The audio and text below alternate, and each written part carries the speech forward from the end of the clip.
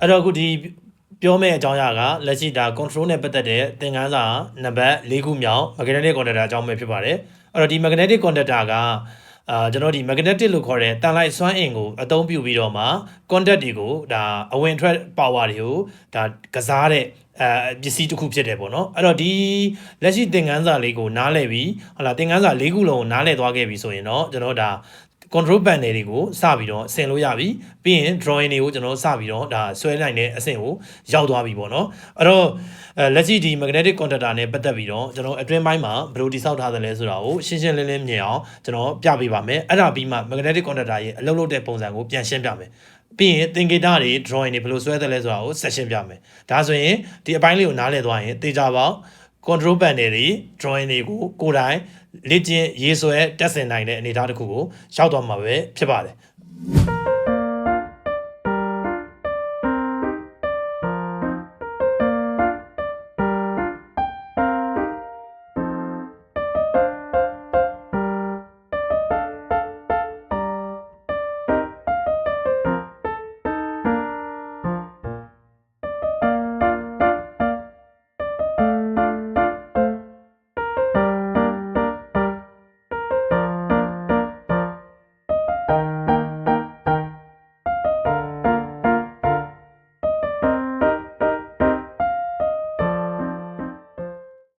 အဲ့တော့ magnetic conductor ကိုကျွန်တော်တို့အခုတစားစီခွာလိုက်တယ်ခွာလိုက်တဲ့အခါမှာအပိုင်းနှစ်ပိုင်းထွက်လာတယ်ဒီ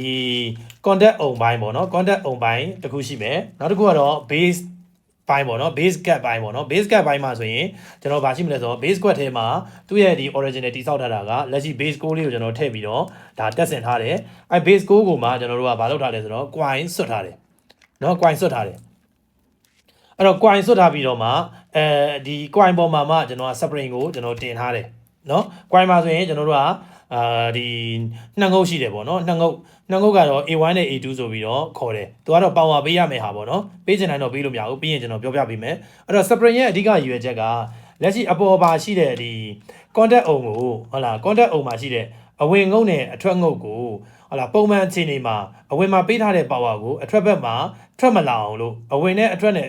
ဟိုချိတ်ဆက်ပေးမယ်ဒီ contact ပြားတွေကိုဟုတ်လားအပေါ်တွန်းထားပေးတာပေါ့နော်ဒီ spray နဲ့နော်ဒီ spray နဲ့တွန်းထားတာနော်အဲ့တော့ဒီကောင်းရဲ့အလုံးလုံးတဲ့အသေးစိတ်ပုံစံကိုကျွန်တော်တစ်ချက်ပြပေးမယ်အဲ့တော့အဲ့ဒါလေးတစ်ချက်ကြည့်အောင်အဲ့တော့လက်ရှိဒီမှာနော်ဒီမှာဆိုရင်ဘာရှိလဲဆိုတော့ဒီ magnetic conductor မှာအစောနာပြောတဲ့ base gap ဘိုင်းပေါ့နော် base gap နဲ့အပေါ်ကကျွန်တော်ဒီ contact အုံပိုင်းဆိုပြီးတော့နှစ်ခုရှိတယ်အဲ့တော့ base gap မှာဆိုရင်ဟလာအထဲမှာကျွန်တော်ဒီ base core ကိုကျွန်တော်တက်ထားတယ်တက်ထားပြီးတော့ coin ကို base core ကိုဆွတ်ထားတယ် coin ပေါ်မှာမှ spring ကိုတင်ထားတယ်အဲ့တော့ spring ရဲ့အဓိကရည်ရွယ်ချက်ကအရှိမပြောသလိုပဲအဝင်မှာပေးထားတဲ့ power ကိုအထွက်ဘက်မှာထွက်မလာအောင်လို့เนาะအဝင်နဲ့အထွက်နဲ့ကိုချိတ်ဆက်ပေးမယ်ဒီမှာကြီးချောင်းလေးဒီကြီးချောင်းလေးကိုအဝင်နဲ့အထွက်နဲ့ဘိုင်ကိုဟုတ်လားထိမနေအောင်လို့မချိတ်ဆက်မိအောင်လို့ spring ကတွန်းပြီးတော့ကန်ထားတာအဲ့တော့အဝင်နဲ့အထွက်နဲ့ကိုကျွန်တော်ကချိတ်ဆက်ခြင်းတဲ့အခါအဝင်မှာပေးထားတဲ့ power ကိုအထွက်ဘက်မှာထွက်လာပြီးတော့အိမ်မှာရှိတဲ့ဟုတ်လားစက်ပစ္စည်းတွေစက်ရုံမှာရှိတဲ့ motor တွေ compressor တွေဒါတွေလုပ်ငန်းသုံးပစ္စည်းတွေကို power ပေးခြင်းတဲ့အခါကျတော့ဒီအဝင်မှာပေးထားတဲ့ power ကိုအထွက်ဘက်မှာထွက်လာဖို့အတွက်ဒီကြီးချောင်းလေးပေါ့နော် contact လေးကိုကျွန်တော်တို့အောက်ကိုဆွဲချရမှာဆွဲချဖို့အတွက်ဆိုရင် coin ကို power ပေးရမယ် coin ကို power ပေးဖို့ဟာပေးချင်တိုင်းပေးလို့မရဘူးဒီမှာသူ့မှာနှစ်ငုတ်ရှိတယ် A1 နဲ့ A2 ဆိုပြီးတော့နှစ်ငုတ်ရှိတယ်ဟုတ်လားပေးရမယ် power က220 volt 50 Hz ဆိုပြီးပေးထားတယ်တကယ်လို့3 phase ဆိုရင်တော့380 50 Hz ဆိုပြီးတော့သူရေးပေးမှာပေါ့နော်အဲ့တော့ဒီမှာအခု coin ကို A1 A2 ကို line နဲ့ neutral နဲ့ပေးလိုက်ပြီဆိုတာနဲ့ဒီ coin နဲ့ကိုလျှက်စစ်ဖြတ်တန်းပြီးတော့စီးဆင်းသွားမယ်စီးဆင်းသွားတဲ့အခါမှာကျွန်တော်ဘာဖြစ်မလဲဆိုတော့တန်လိုက်ဆက်ကွင်းရဲ့ magnetic field ဖြစ်လာမယ်ဖြစ်လာတဲ့အခါမှာအဲ့ဒီ magnetic field ကလက်ရှိအပေါ်မှာဒီ spring တွန်းကန်ထားတဲ့ contact အုံမှာရှိတဲ့ဟလာကိုးကိုကျွန်တော်တို့ကဆွဲပြီးတော့ကတ်တယ်ပေါ့နော်အောက်ကိုဆွဲချတယ်အဲ့တော့ဒီဆွဲချတဲ့ magnetic field စွမ်းအားကပြင်းတာဖြစ်တဲ့အတွက်များတာဖြစ်တဲ့အတွက် spring ကအပေါ်ကန်နိုင်စွမ်းမရှိတော့ဘဲနဲ့အောက်ကိုဆွဲချတဲ့တန်ကိုခံလိုက်ရတယ်အောက်ကိုဆွဲချလိုက်တဲ့အခါမှာဒီမှာအဝင်ပေးထားတဲ့ဟုတ်လား contact ငုတ်တီဟုတ်လားဒီအပေါ်မှာရှိတဲ့ဒီ contact ပြားလေးကနေတဆင်အထွက်ဘက်ကိုကျွန်တော်တို့အထွက်ငုတ်ကိုချိတ်ဆက်မိသွားတယ်အဲ့တော့အဝင်ပေးထားတဲ့ power ဒီအထွက်ဘက်မှာထွက်လာတယ်ပေါ့နော်အဲ့တော့ကျွန်တော်တို့ magnetic conductor ဒီပုံမှန်အခြေအနေမှာ open state ပေါ့နော်အဝင်ပေးထားတဲ့ power ဒီအထွက်ဘက်မှာထွက်မလာဘူးဘယ်ချိန်မှထွက်လာတယ်လဲဆိုတော့ဒီကို coin ကိုဟလာ A1 A2 ကို power ပေးလိုက်တဲ့အခါမှာ ကျွန်တော်တန်လိုက်ဆက်ကွင်းဖြစ်လာပြီးတော့ဒီ contact ကိုဆွဲချမယ် contact အုံကိုဆွဲချမယ်ဆွဲချမှာအဝင်နဲ့အထွက်ငုတ်သည် connection ဖြစ်သွားပြီးတော့အဝင် power သည်အထွက်ဘက်မှာဒါကျွန်တော်ထုတ်ယူပြီးတော့သုံးဆွဲလို့ရမှာဖြစ်ပါတယ်ဒါဆိုရင်ဒီဥစ္စာလေးကိုနားလည်မယ်လို့ထင်ပါတယ်အဲ့တော့ကျွန်တော်ဒီ drawing ရေးဆွဲတဲ့အခါမှာဘယ်လိုရေးဆွဲသလဲဆိုတာကိုကျွန်တော်ဆက်ပြီးတော့ပြောပြပါမယ်အဲ့တော့လက်ရှိဒါက drawing ရေးဆွဲခြင်းအပိုင်းနဲ့ပတ်သက်ပြီးတော့ဒါဆက်ပြောမှာပေါ့နော်အဲ့တော့ drawing ရေးဆွဲတယ်ဆိုတာကတော်တော်များများက control ဘိုင်းပဲဖြစ်စေတချို့ဒီ stable wall တွေပဲဖြစ်စေကိုမကျွမ်းကျင်တဲ့နေရာမှာကျွန်တော် drawing တွေကိုကြည့်ရတဲ့အခါမှာပစ္စည်းတွေနဲ့ဆက်ဆက်ပြီးတော့မမြင်နိုင်ဘူးပစ္စည်းကိုမြင်ပေမဲ့လည်း drawing ဟိုမဆွဲတတ်ဘူးပေါ့နော်ဒီလိုမျိုးဖြစ်နေတာဒါကတကယ်တမ်းကကြတော့ drawing ဆိုတာကတကယ်လက်တွေ့လုပ်ငန်းခွင်မှာရှိတဲ့ပစ္စည်းကိုပဲပုံစံတူဒါဖော်ပြတာပေါ့နော်ဆွဲတဲ့အခါမှာကိုဆွဲတတ်တယ်လို့ဆွဲစသဖြင့်ဆွဲတဲ့အခါမှာမှန်တယ်မှားတယ်တွေမစိုးရိမ်နဲ့ပေါ့နော်အဲ့တော့လက်ရှိမှာကျွန်တော်ဒီ magnetic conductor မှာကျွန်တော်ပြောခဲ့တယ်ဟုတ်လားအဝင်ရှိတယ်အထွက်ရှိတယ်အဲ့ရအဝင်နဲ့အထွက်ကပုံမှန်အခြေအနေမှာထိနေတာလားဆိုတော့မထိနေဘူးအဲ့တော့ drawing ရေးဆွဲတဲ့အခါမှာလည်းအဝင်ငုတ်ရှိမယ်အထွက်ငုတ်ရှိမယ်နော်သူနှုတ်ငုတ်ဒီကျွန်တော်ထိနေလို့မရဘူးဟုတ်ပြီနော်မထိနေဘူးဆိုတာ contact ကမထိနေဘူးဆိုတာကိုကျွန်တော်တို့ဖော်ပြပေးရမယ်ဟုတ်ပြီနော်အဲ့တော့ကျွန်တော်ဒီအခုလက်ရှိမှာ magnetic conductor ဟုတ်ပြီနော် magnetic conductor အဝင်ငုတ်ရှိမယ်နော်အဝင်ကတစ်ငုတ်ရှိရင်တစ်ငုတ်ဖော်ပြမယ်နှစ်ငုတ်ရှိရင်နှစ်ငုတ်ဖော်ပြမယ်သုံးငုတ်ရှိရင်သုံးငုတ်ဖော်ပြမယ်အဲ့တော့အဝင်ဆိုပြီးတော့ကျွန်တော်ဆွဲလိုက်တယ်ဒါကိုဆွဲတတ်တယ်လို့ဆွဲလိုက်နော်ပြီးကြမှာမှန်တာမှားတာကိုကျွန်တော်ပြောမယ်အဲ့တော့အဝင်ဒီသူက line 1 line 2 line 3ဆိုပြီးတော့ magnetic conductor မှာဖော်ပြတယ်အဲ့တော့ကျွန်တော်ဒီတိုင်းပဲပြလိုက်တယ်ဒီဥစ္စာကိုမြင်ရင်ဒါဒီ magnetic conductor ရဲ့အဝင်ငုတ်ကိုဖော်ပြတယ်လို့သိရမယ်ပြီးရင်အထွက်ငုတ်ရှိမယ်ဟုတ်ပြီနော်အထွက်ငုတ်ရှိမယ်အထွက်အဲ့တော့အထွက်မှာသူဖော်ပြတာဒီ T1 T2 T3 ဆိုပြီးတော့ဖော်ပြတယ်ဒါဒီကျွန်တော် magnetic conductor ရဲ့အဝင်ငုတ်နဲ့အထွက်ငုတ်ကိုဖော်ပြတာအဲ့တော့ magnetic conductor အတွင်းမှာအဝင်ငုတ်နဲ့အထွက်ငုတ်ကိုချိတ်ဆက်တဲ့ဘာရှိလဲဆိုတော့ contact ပြားရှိတယ်ဟုတ်တယ်နော်ကြီးပြားတွေရှိတယ်အဲ့တော့ကြီးပြားဒီပုံမှန်အခြေအနေမှာထိနေတာလားဆိုတော့မထိနေဘူးအဲ့တော့ဒီမှာကြီးပြားကျွန်တော်ဆွဲလိုက်တယ်ကြီးပြားကျွန်တော်ဆွဲလိုက်တယ်ကြီးပြားဆွဲလိုက်တယ်အဲ့တော့ကြီးပြားဒီ3ခုဒီအခုဒါကြီးပြား1ပေါ့နော်1 2 3ပေါ့နော်ဒီကြီးပြား3ခုလုံးကတစ်ခုနဲ့တစ်ခုသူဒီကွဲနေတာမဟုတ်ဘူးတစ်ခုချင်းစီအလုံးလုံးတာမဟုတ်ဘူး3ခုလုံးကအတူတူလုံးလုံးတာဒါကြောင့်မလို့3ခုလုံးအတူတူလုံးတာလည်းဖြစ်တဲ့အတွက်3ခုလုံးကိုကျွန်တော်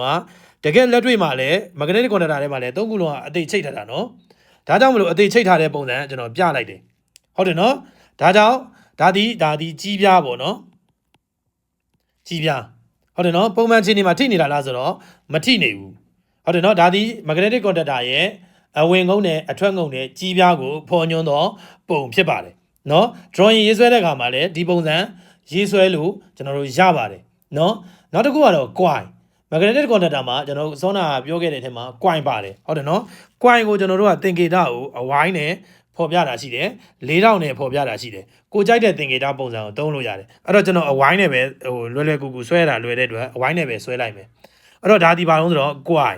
ဒီလို coin ဆိုပြီးတော့ကျွန်တော်တို့ရေးပေးစရာမလိုဘူးเนาะရေးလဲရေးပေါ့ရတယ်ဘာမှမဖြစ်ဘူး coin ဆိုတော့အမှ coin မှာကကျွန်တော်အရှင်းမှာပြောခဲ့တော့ဟာ coin မှာနှစ်စရှိတယ် line 1နဲ့ line 2 A1 နဲ့ A2 ပေးရမယ်ဟုတ်လား line နဲ့ neutral နဲ့ပေးရမယ်ဆိုတဲ့ဟာရှိတယ်အဲ့တော့ A1 နဲ့ A2